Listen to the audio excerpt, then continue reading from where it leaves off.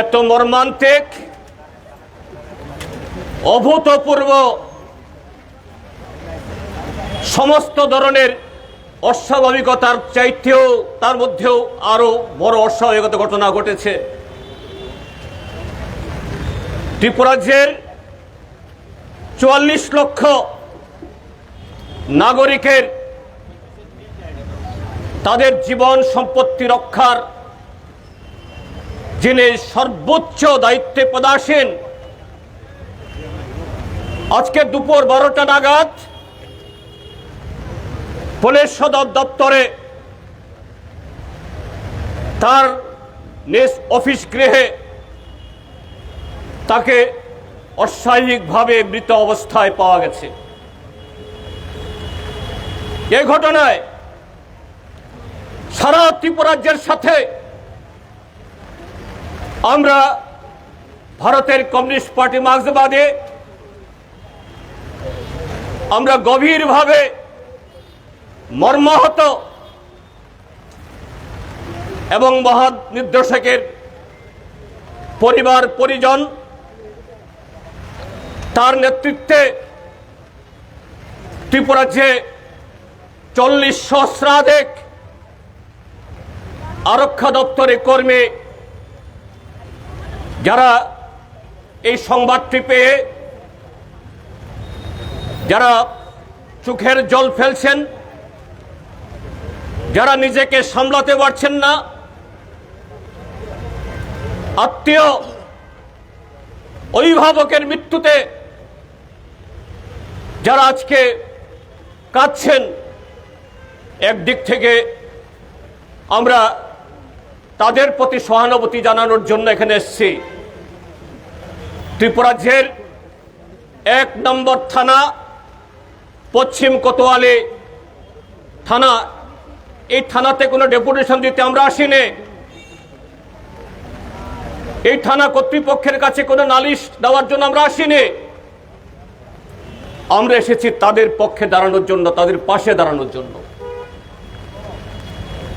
আমরা গত ৮.৫ বছর ধরে বলে আসছি এই ত্রিপুরা রাজ্যে মানুষের জীবন মাল, ত্রিপুরা রাজ্যে মানুষের গণতান্ত্রিক অধিকার, সাংবিধানিক অধিকার, নাগরিক অধিকার, আত্মসম্মানবোধ সম্পন্ন সেই সাধারণ নাগরিক থেকে উচ্চ পদস্থ পুলিশ বা সাধারণ প্রশাসনের আধিকারিক, তিনি ডিজি হন বা মুখ্য সচিব, ত্রিপুরা রাজ্যের এই বর্বর অসভ্য সরকারের কাছে তারা কেউ নিরাপদ না। তারা কেউ এদের সম্মান নিয়ে কাজ করতে পারছে না। প্রতিদিন ত্রিপুরা রাজ্যের নানা প্রান্তে মানুষের সে অধিকার, মানুষের সে সম্মান, মানুষের নাগরিক অধিকার বুলণ্ঠিত হচ্ছে। কোনটা দিবালোকে মানুষের চোখের সামনে, আবার কোনটা অন্তরালে। আজকে সেই ঘটনা ঘটল।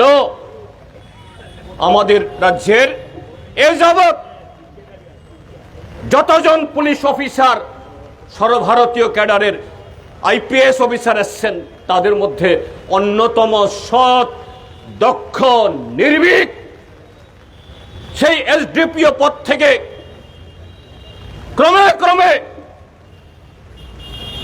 এসপি, আইজি, এডিশনাল ডিজি, কেন্দ্র সরকারের বহু পদ আসীন করে যিনি সম্মানের সাথে তার জীবনের এ প্রফেশনাল রেকর্ড করেছেন, আজকে তাকেও অস্বাভাবিক মৃত্যুর কাছে আত্মসমর্পণ করতে হলো। এই ঘটনা অস্বাভাবিকের মধ্যেও অস্বাভাবিক। এই ঘটনা নিন্দার কোনো ভাষা নেই। গত কদিন ধরেই তার উপর প্রচন্ড চাপ যাচ্ছে। আপনারা জানেন, আজ থেকে 5 দিন আগে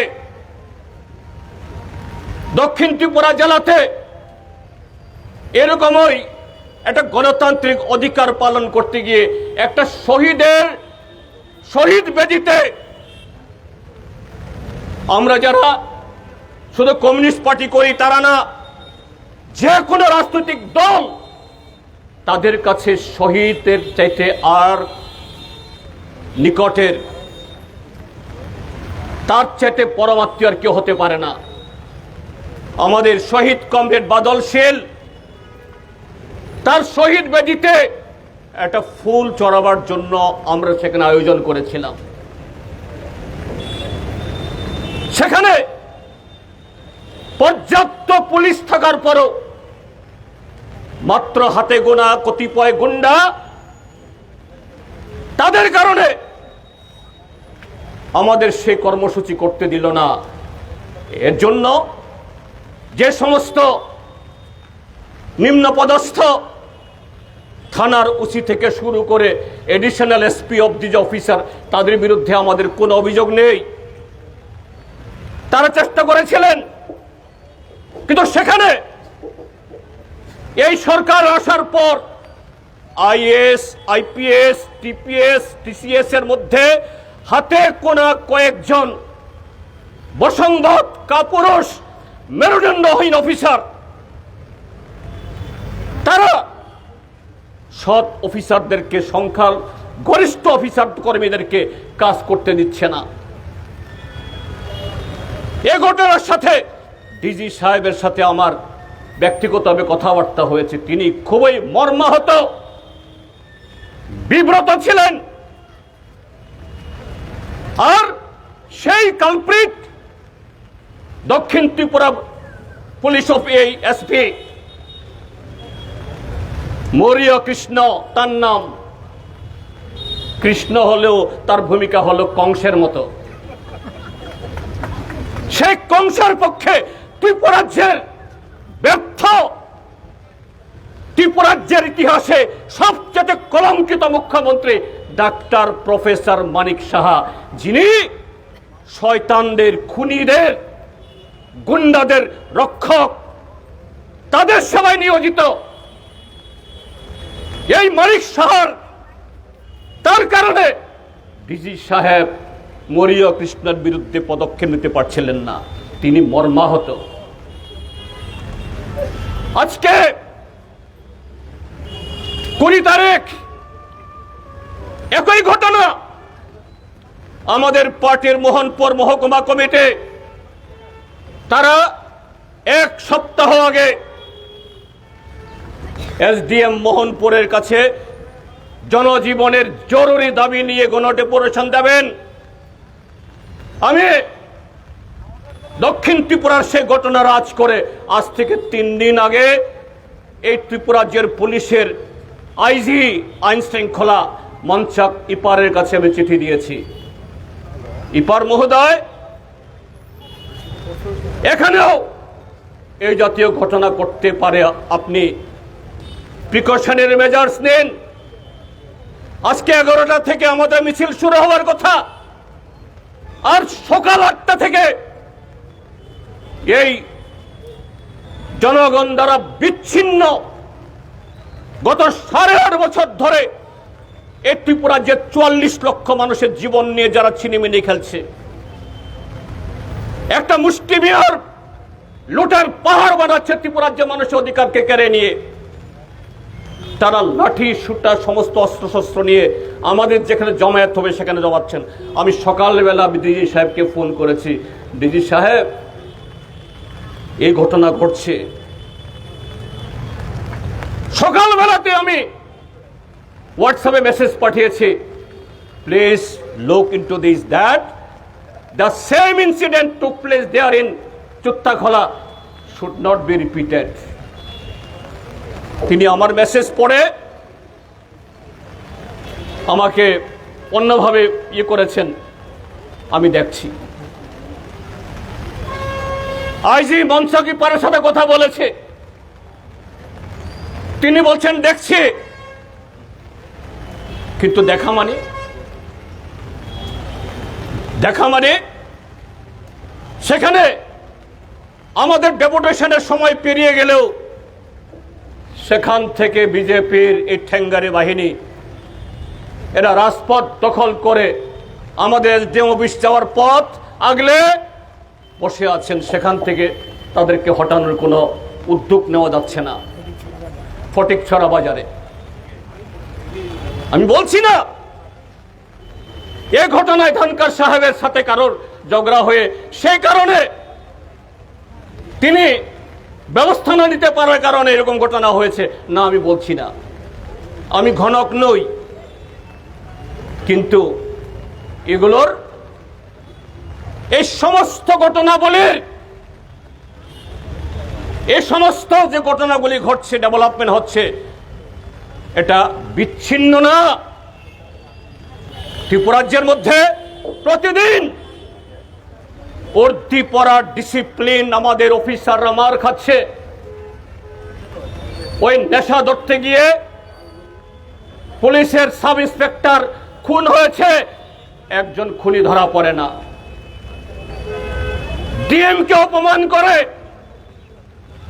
একজন আসামি ধরা পড়ে না। বিডিওর অফিসে টেবিল ভেঙে, গ্লাস ভেঙে তার প্রাণের হুমকি দেয়, এটা ব্যবস্থা গ্রহণ করা হয় না। এসডিএম কে মিটিং চলাকালীন অবস্থায় একজন মহিলা সিনিয়র টিসিএস অফিসার অপমান করে, কোনো ব্যবস্থা গ্রহণ করা হয় না। সে অফিসার পুলিশের কাছে নিরাপত্তা প্রার্থনা করে কোনো রকমে কাজ করছেন। আমরা জানি ত্রিপুরাজ্যের সব নিষ্ঠাবান অফিসাররা, শুধু ডিজিপি অনুরাগ ধনকর সাহেব না, DGP, IGP, SDPO, OC, IAS officer, TCS officer, সব অফিসার যারা সংবিধানের প্রতি দায়বদ্ধ, যারা নাগরিকদের অধিকারের প্রতি সম্মান যাদের আছে, এগুলো মেনে নিতে পারছেন না।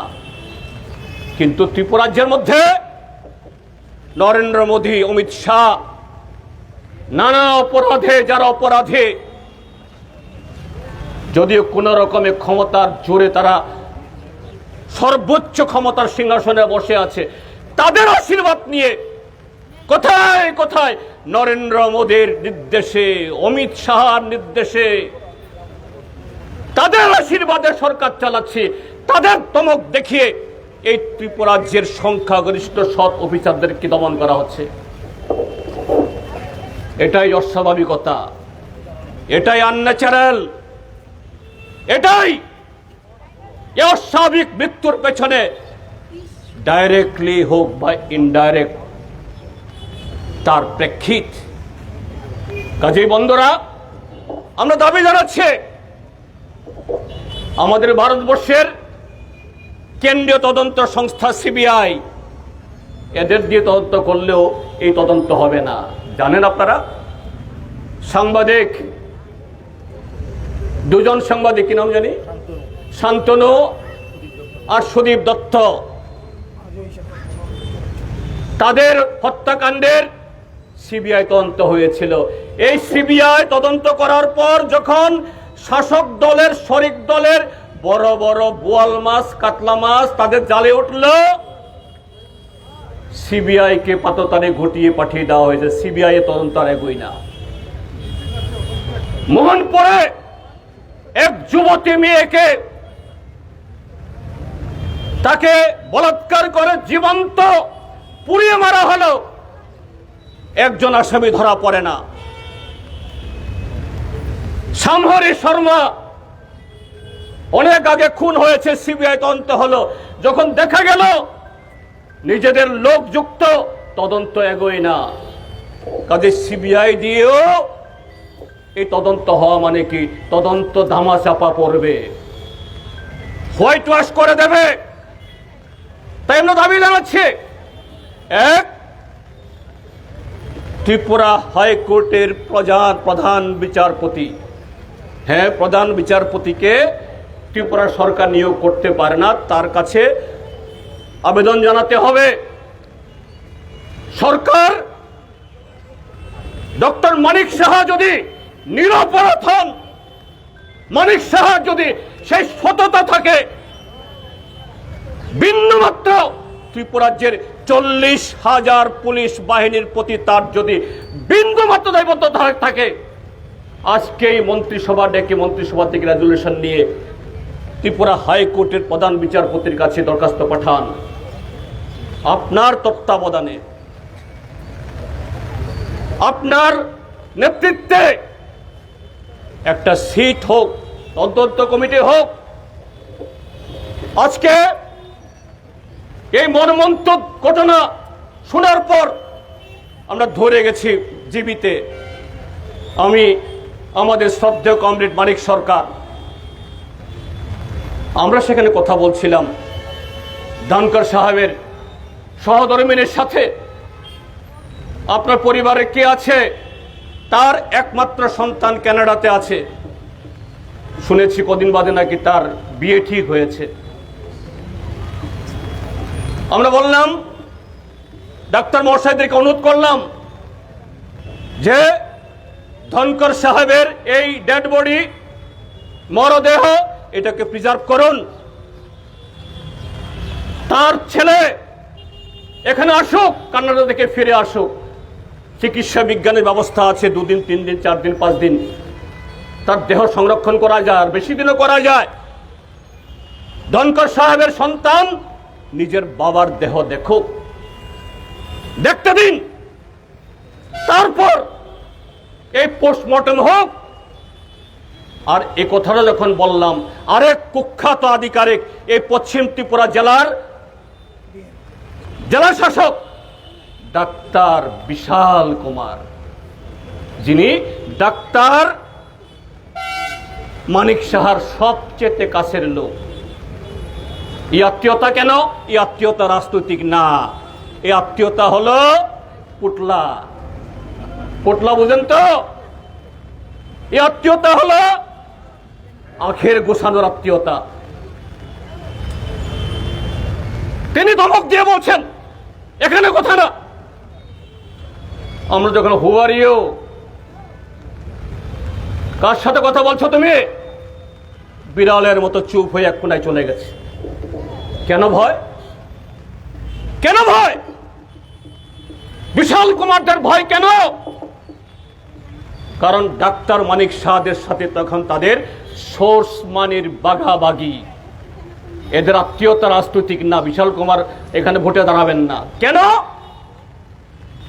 এই বিশাল কুমার ঊনকোটি জেলার ডিএম ছিলেন, সেখান থেকে সিপাহী জেলার ডিএম, বক্সনগর আর এই আরেকটা ইয়ে যে ইয়ে করলো, কি নাম জানি, ধনপুর, এই 2টা বিধানসভা কেন্দ্রে রিগিং করে বিজেপিকে জেতানোর জন্য তিনি সেখানে পুরস্কৃত হয়ে সেই পুরস্কার পেয়ে এখন পশ্চিম ত্রিপুরা জেলা শাসক। একজন মন্ত্রী, মুখ্যমন্ত্রী, আরেকজন আমলা, কিন্তু পেটটা এক। ধমক দিচ্ছেন, এখানে কথা বলা যাবে না। কাজে এটাও দাবি জানাচ্ছি, ধনকর সাহেবের একমাত্র সন্তান কানাডা থেকে ফেরো, ততদিন অবধি এই দেহ সংরক্ষিত রাখা হোক। এরপরে নিশ্চয়ই তার দেহ কবে পোস্টমর্টম হবে, কোথায় সৎকার হবে, এটা বলার মালিক আমরা না, এটা বলার মালিক তার স্ত্রী এবং তার পুত্রের। কিন্তু নাগরিক হিসাবে, দায়িত্বশীল রাজনৈতিক দলের কর্মী হিসাবে এই দাবি আমরা করতেই পারি 44 লক্ষ মানুষের স্বার্থে। তার সন্তান কানাডা থেকে না ফিরে আসা অবধি এই পোস্টমর্টম স্থগিত রাখা হোক, এই দাবি নিয়ে আমরা এসেছি। আমি আবারও বলছি, আমরা পশ্চিম থানার কাছে তাদের বিরুদ্ধে বিক্ষোভ জানানোর জন্য আসিনি। এটা প্রত্যেক পুলিশের একটা অফিস। আমরা তাদের সাথে সহমর্মিতা ঘোষণার জন্য, আমরা জানি গত 8.5 বছর ত্রিপুরাজ্যের সংখ্যাগরিষ্ঠ অন্যান্য দপ্তরের কর্মীর সাথে পুলিশও এই অরাজকতা, এরাও এটাকে পছন্দ করেন না। কাজে আগামী দিন রাষ্ট্রীয় দায়িত্ব পালনে তারাও এগিয়ে আসুন। আজকে অনুরাগ সাহেব নিজের জীবন দিয়ে আপনাদেরকে দেখিয়ে গেছে তোমরাও নিরাপদ না, কেউ নিরাপদ না। যতদিন এই জল্লাদ, বরবাদ, অসভ্য, অগণতান্ত্রিক, অসাংবিধানিক দল সরকারে থাকবে ততদিন ত্রিপুরাজ্যের মধ্যে কেউ নিরাপদ না। কাজে সে নিরাপত্তা বিধানের জন্য আগামী দিন সবাই সোচ্চার হন, এই আবেদন রেখে আবারও আজকে এই বৃষ্টি বিজয়ে যারা এই রাষ্ট্রীয় নাগরিক কর্তব্য যারা পালন করতে এসছেন সবাইকে ধন্যবাদ। পথচারী যারা আমাদের মিছিলের জন্য একটু অসুবিধা হয়েছে তাদের কাছে ক্ষমা চাইছি, কিন্তু এটা যদি না করি তাহলে অন্যায়ের কাছে আমরা মাথা নত করতাম, আমরা মাথা নত করতে পারি না। এই কথাগুলো বলে আবারও সবাইকে অভিনন্দন জানিয়ে আমার বক্তব্য শেষ করছি। ধন্যবাদ।